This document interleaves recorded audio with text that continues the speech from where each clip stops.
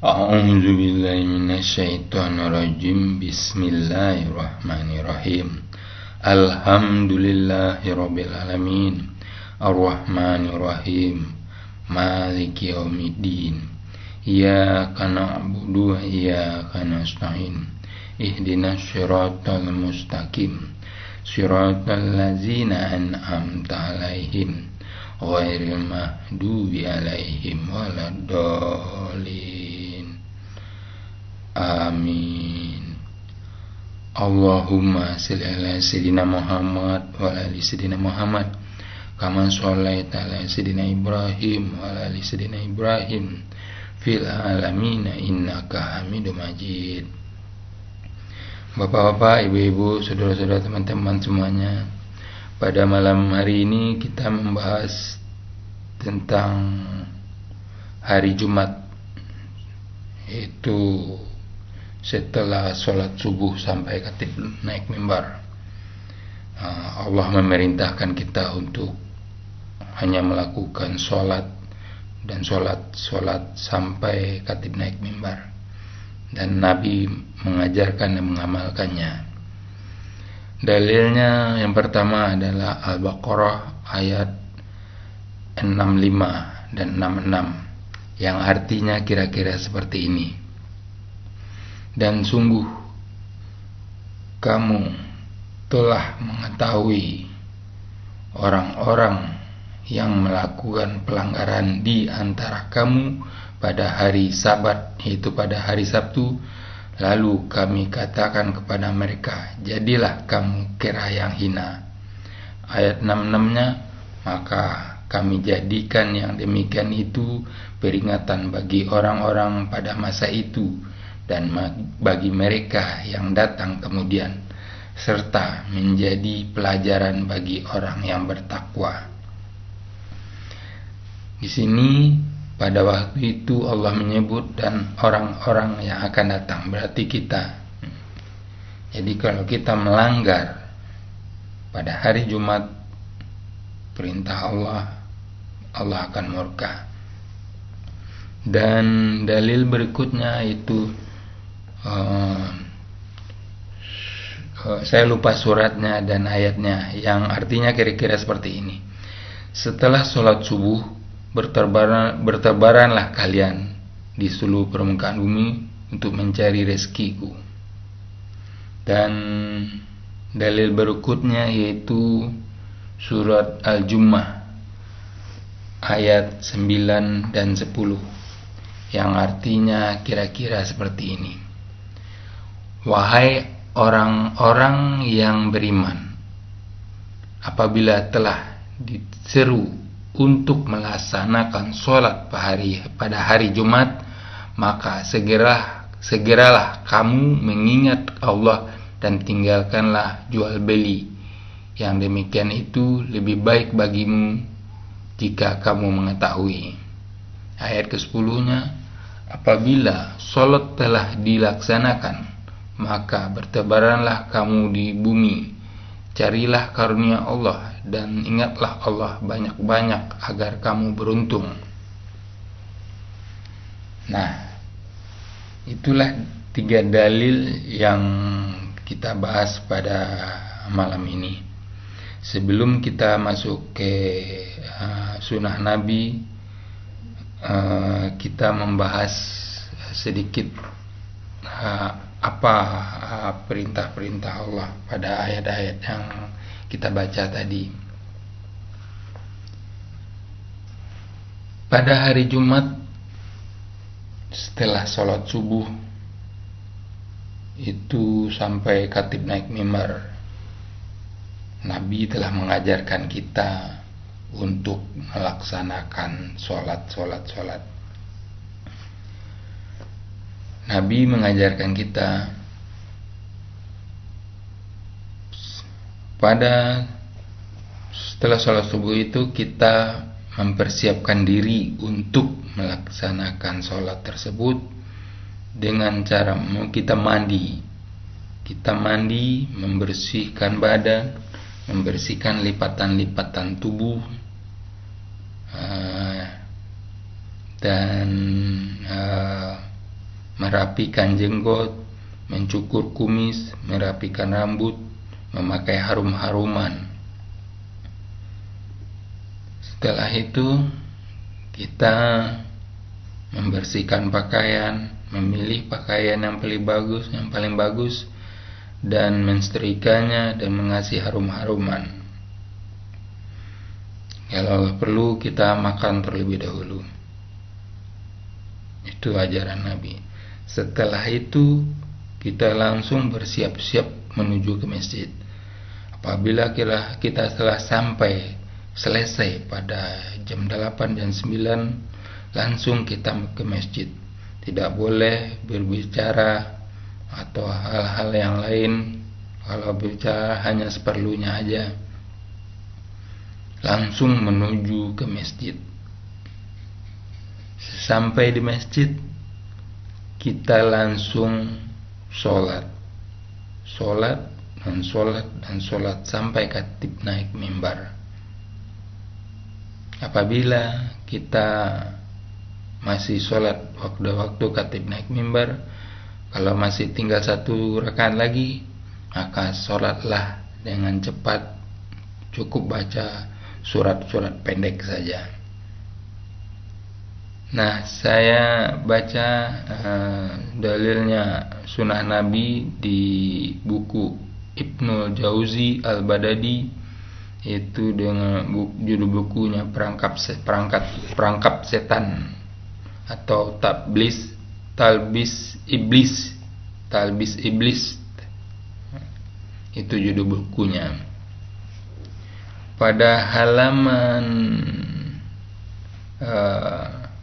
bab tabligh iblis terhadap para ahli hadis, pada halaman 131 sebelah kanan bagian atas, saya bacakan. Ini sebuah peristiwa seorang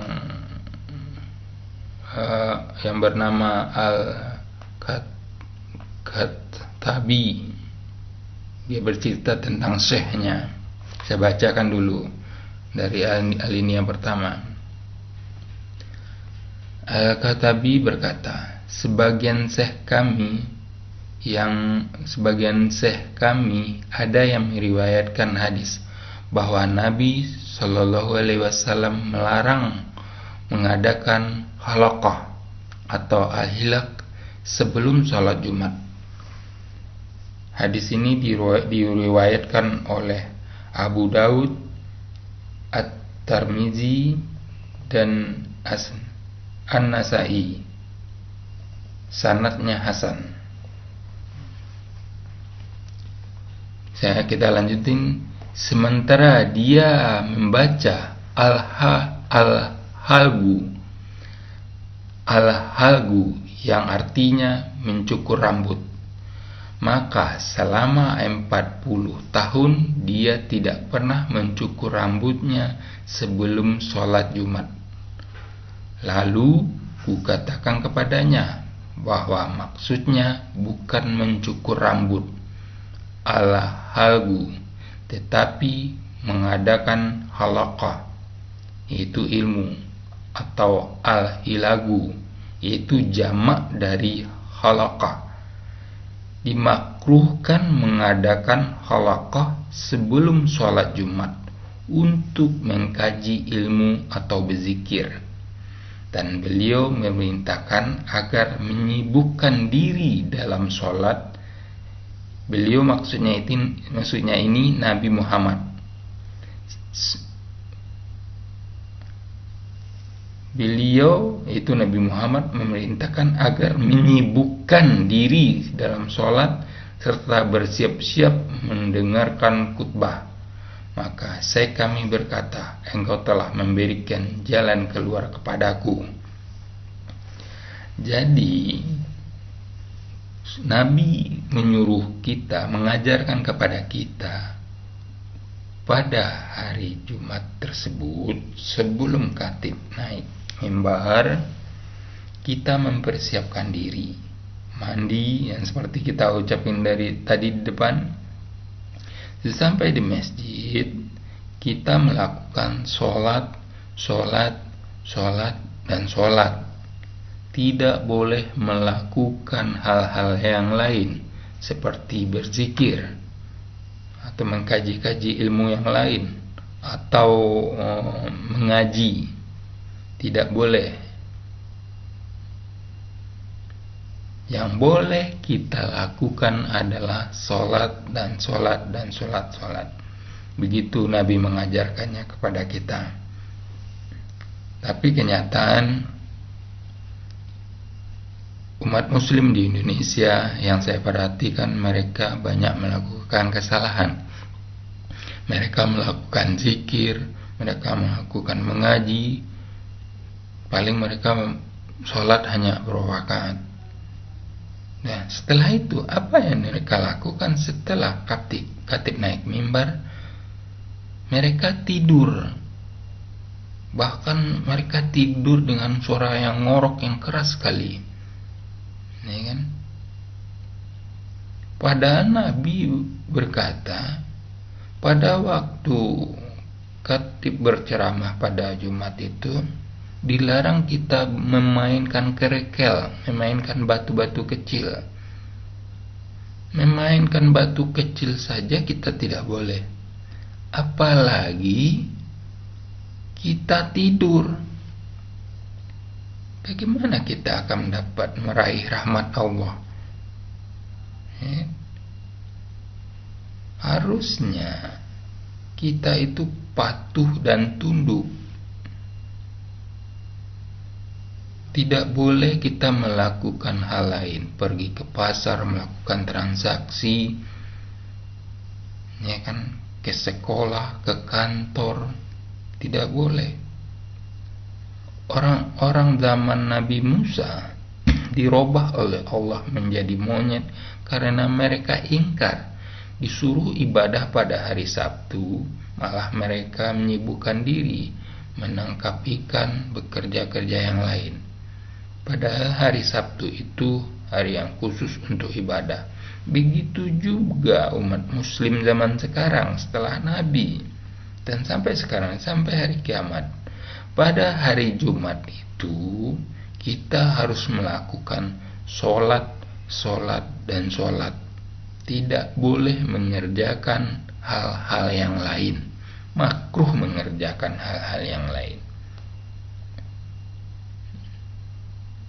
Kenapa makruh? Karena kalau seandainya seorang dokter didatangi pasiennya yang sakit parah, luka parah, apabila dia menolak, dia berdosa juga.